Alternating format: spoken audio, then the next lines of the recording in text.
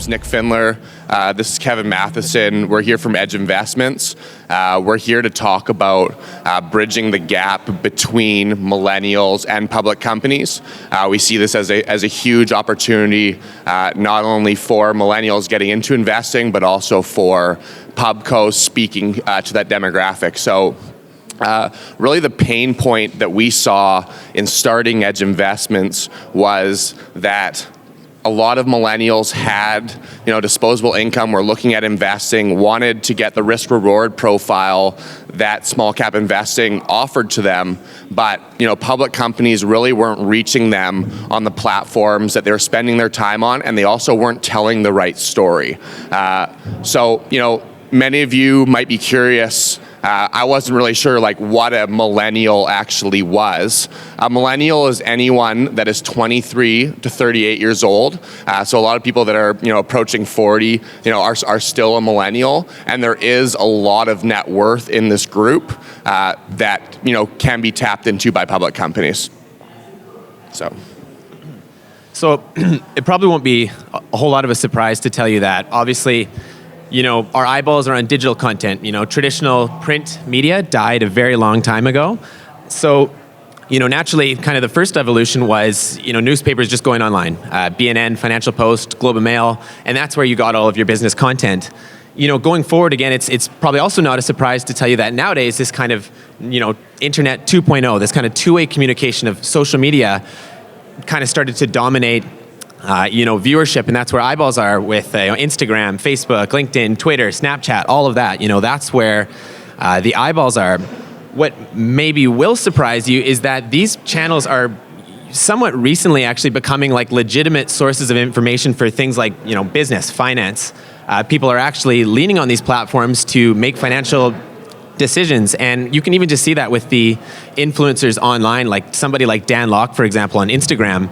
He's gone from 80,000 to 1.3 million followers with purely business content on Instagram and YouTube, actually. And that's something that when we talk about Instagram, we talk about it to public companies, sometimes they say, that's for, aren't people just looking at cute videos of cat memes and things like that? And the truth is the platforms have changed a lot. And we say, investors are not here, and we have a picture of a boardroom. A millennial investor, back when I first started in the industry in wealth management, I would set up in-person events for my investment advisor that I worked for at the time. And these were really closed-door events where it would be a really select list of attendees, and they would be introduced to CEOs of public companies, and they'd get this really, really valuable thought leadership of teaching people about the industry and getting access to these private placements that to be honest, if you weren't invited, you simply would just never know these even exist. So nowadays we see social media and other online platforms as such a cool opportunity to kind of take this really, what traditionally was this kind of, not insider information, but really coveted private conversations, and really kind of, allow lots of people to benefit from this information, and really kind of open up these public companies to a ton more people that just would have absolutely no access to this kind of deal flow before. So just a couple stats to show you that this is actually a pretty serious trend, and I don't have all this memorized, so I'm going to look, but look at the size of the millennial investor cohort. It's absolutely massive, because like we mentioned, you can be 38 years old and you're still a millennial, and I think that's something that a lot of people don't really realize. They think of millennials as still these teenage people running around on Snapchat, but that's not really the case. $824 billion in assets, a giant amount of money. And typically with this, I saw a stat that it's about 80% of millennials have investments, but only half of them are have savings, but only half of them are actually investing those savings. And a big reason for that is this lack of knowledge. A lot of them don't have the confidence to invest because, let's be honest, high school, I didn't really learn anything about finance in high school. So there's this massive amount of money that's typically sitting in something like an ETF. And we're trying to create this opportunity to bring it into something like public companies. And just to add on that number that is just under $1 trillion now of millennial net worth, that is in Canada alone. So, there is a lot of money out there to be tapped into by public companies. We just need to tell the right stories to these people. We need to be putting them on the platform. Like the old, newsletter writer on the 1990s website is not going to appeal to the guy that made his first couple $100,000 investing in Bitcoin. So, how do we tell the stories to the people that, want this risk reward profile of small caps, but, don't have the access to it? Totally. So you'll fire to the next one. 1 billion people use Instagram every month. That's just a giant number. And what's probably the most fascinating part of this is you look at, 60% millennials don't really know enough about investing to feel confident making those decisions, but these platforms are actually getting more and more and more accepted as a source of financial information. So, what is Edge Investments? I saw this opportunity over the last few years where, I was over the last 5 years raising money from non-market entrepreneurs that really didn't understand the nuances of the small cap market, but had a ton of questions, and they wanted to have exposure to investments that could 2, 3, 4, 5x if they made the right bet. So, what I did and what Kevan and I did was we basically sat down, we took all the knowledge that I've accumulated over the last kind of 15 years of investing in this space and wrote it down in a 100-page document. These were all the questions that, my millennial, network of investors was asking me, such as, what's the difference between a discount broker and a typical broker? How does a private placement financing work? Like, what is a warrant? A lot of the people in this room may know small cap investing really well, but the general audience doesn't know these questions. So what Edge Investments is doing is we're primarily based on Instagram and YouTube, and we are making high quality content for millennials to learn about investing. We don't pick stocks for them. We empower them with the tools to make their own investing decisions. So anyone that comes on our website and gives us their email, they get a 10-step checklist of everything that we look for when we look at a new deal. So that starts from how do you find out how much insiders own? Or, why is volume important to getting off your stock? Or, if you want to ask questions to a company, at the bottom of every news release, there's a phone number. There's a lot of things that, are pretty well-kept secrets of the small cap space, and it's been the same people making the same money for the last 100 years, and we're on a mission to change that. We want to change this from a backdoor, basement poker room to a platform where, everyone has access to these deals. And I know this is a really foreign thought, having worked in the industry for so long, but that's what we're on a mission to do. And so we create really high-end content that's educational, hence the name Edge Investments. And then we give public companies a platform to share their story, to share their opinion on pieces. We're finding that millennials don't want to be pitched over and over and over again. They want to be instilled with new information. They want to learn. We're finding even the mining space, even something as archaic as mining, people are spending a lot of time learning about it. So essentially, we're creating really high-end content. We're gathering a larger audience every day, and we're putting videos out there that are getting between 10 and 40,000 views on them by high-quality investors that are millennials, but they're already consuming finance, small cap, and that kind of information.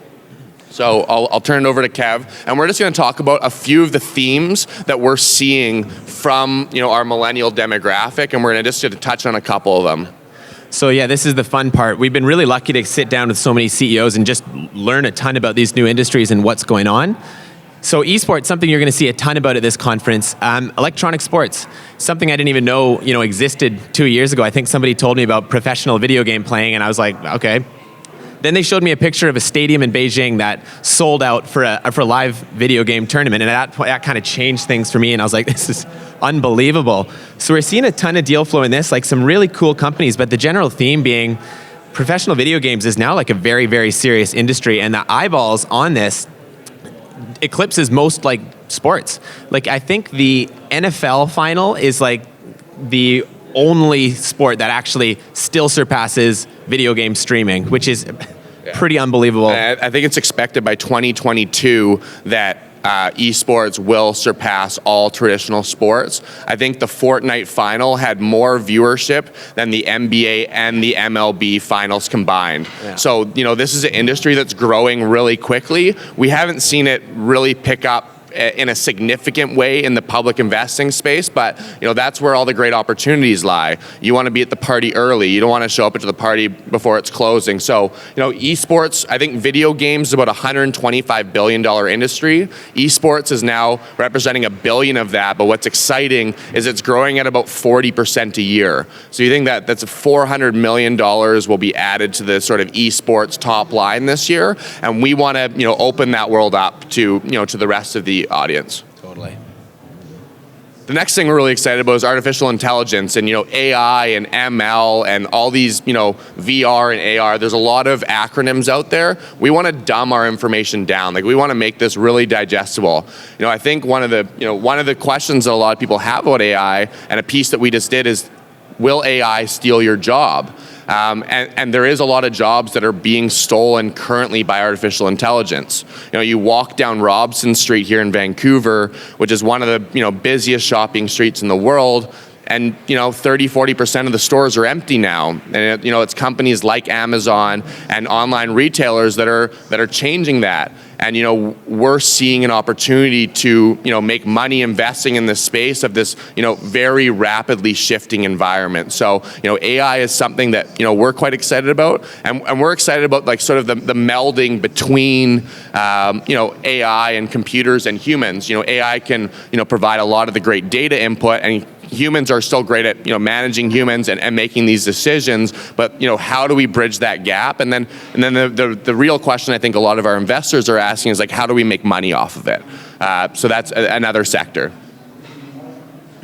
So obviously, I think in almost October now, in a few weeks actually, extracts are going to be legalized across Canada. So you're going to see a lot of chatter, you probably have been already, about extracting CBD, extracting THC, all kinds of interesting beverages and vape pens and things like that. So that's something that we see as really cool, because you see the cultivators, these guys who grow weed. Some people grow great weed, some people grow good weed. But when I go to a dispensary, I look at THC level, CBD level, take a quick look, what's the price? That's it. I don't really care too much about the brand. With something like extracts, I think that's where branding is going to start to really, really count, because a lot of these processes are just complicated. You see all this controversy going down in the United States right now about these certain vape pens having, vitamin E acetate or something like that as a suspension agent, and apparently inhaling vitamins in this way is not good for you. It's very bad.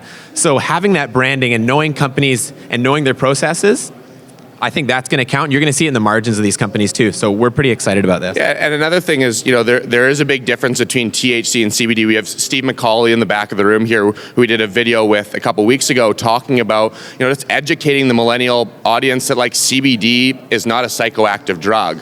And, Steve at Empower is doing some really cool things and opening clinics across the U.S., where they're using CBD in for different uses of treatment. Their patients are coming in for some stuff like, PTSD and anxiety, some of these really crippling, sort of mental health issues that, are not going anywhere and are really just increasing. So, we see, we started an industry, a year or two ago where we had, cultivators were the big talk, and, how do we pick the best LP? But, we've got to get a little more creative now as investors. It's like, where do we, the goalpost is moving so quickly, how do we figure out where the goalpost is going to be 12 months from now? And, that's a big thing of what we're trying to do.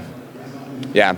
So, we're out of time here. We'd love to sit up here and talk to you guys about all the different trends, and we're very accessible. So if you guys have any questions about sort of bridging that gap between millennials and public companies, and where we see the industry going, please come up and talk to us. We're primarily based on Instagram and YouTube. Our Instagram handle is there. Please give us a follow, and please come and say hi. And we really appreciate all of your time for coming out today. Thank you very much.